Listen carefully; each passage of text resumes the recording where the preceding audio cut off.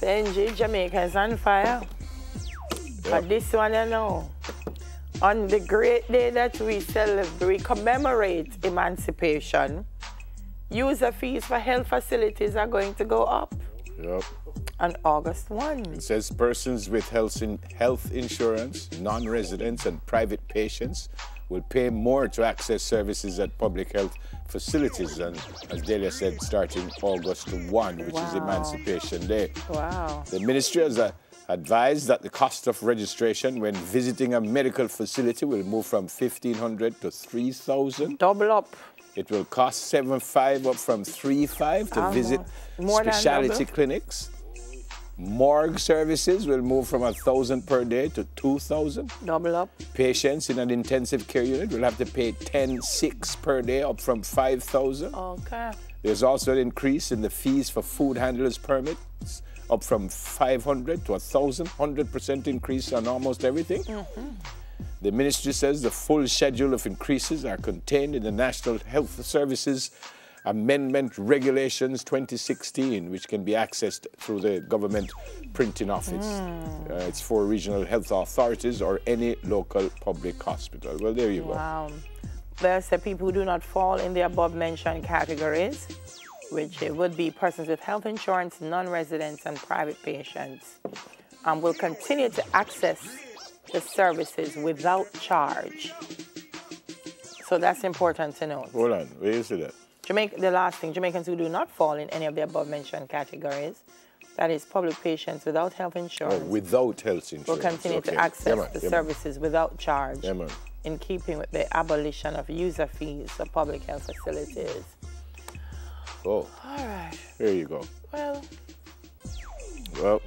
it's a catch-22. And I say it's a catch-22 because when you look at what's been happening in the hospitals, because they don't have the money to keep it going, it's terrible. But then if you don't have the money, what you gonna do? It's a chicken and the egg, eh? Yep. Chicken and the egg. What's the next one? This one I know. I went to Guyana once. Yes. I think our dollar, was about 5 to 1.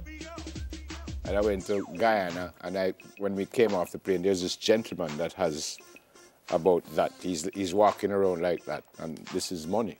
And it was 137 to 1.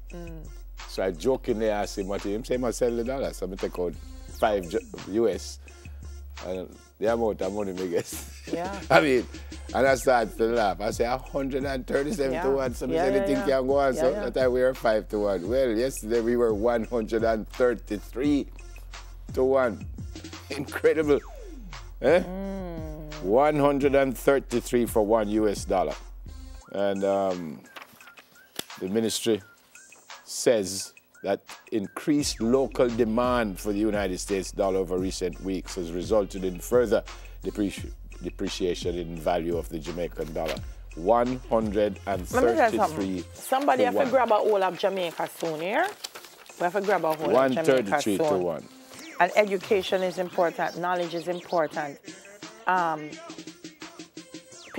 more you, let me want to say it simply, well, see there, the more you demand the dollar, the US that is the more pressure you're putting on the Jamaican.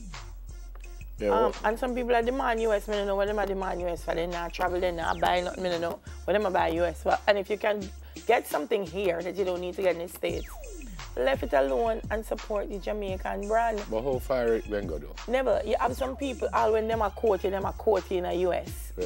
I really want to ask them, when you quote me in US, why? What resource are you getting from the United States? Why you're quoting me in US? And we don't earn US dollars, so it's... Why you quote me in the US, man? And where you charge me don't come from there? We will stop it, man. Listen, people. Everybody contributes to this. Every single person. 133. So we have to find a way. Forget this band track, you know, because this is crazy. 130, never. When I pick me a mirror, much brother guy and I bust out a laugh. And so really, and it more than that, you know, in Jamaica. So 100 US is what, 13,000, was it 300? Jamaican dollar. 13,300 for 100 US. Whew. Incredible. All right. I mean, I guess at this point in time, people who live overseas and sending down money feel a little bit better because they're not sending as much. But this is crazy. All right, this one's interesting. New Zealand has passed a bill giving 10 days leave to victims of domestic violence. So this is in addition to sick days and holidays. It takes effect April next year. Apparently, New Zealand has some of the highest rates of family violence and intimate partner violence in the world. So they say this bill is a win for victims, a win for business, and a win for us all. New Zealand, I don't know, I would prefer here say on pass one bill giving 10 months. Lock up the man. To the person who abused the woman. The man, the person. The person who is the perpetrator of the violence. That there are stronger things. But when you say no, you're going to give the victim 10 more days leave.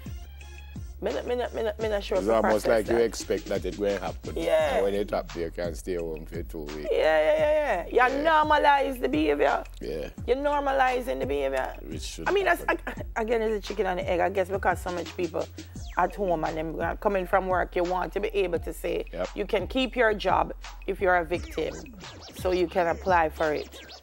But they said it reaches into the workplace, stalking, constant emails, attacks, or threats in and outside of the workplace, making her late or making her miss work altogether, punishing her for being late. But if somebody has reached this, so somebody going to stalk and threaten somebody, going to tell them to stay home. For 10 days. New Zealand. I understand the gesture that you're being supportive, but I would have preferred if you add 10 months to the perpetrator. Or 10 years. Yeah. Stop it.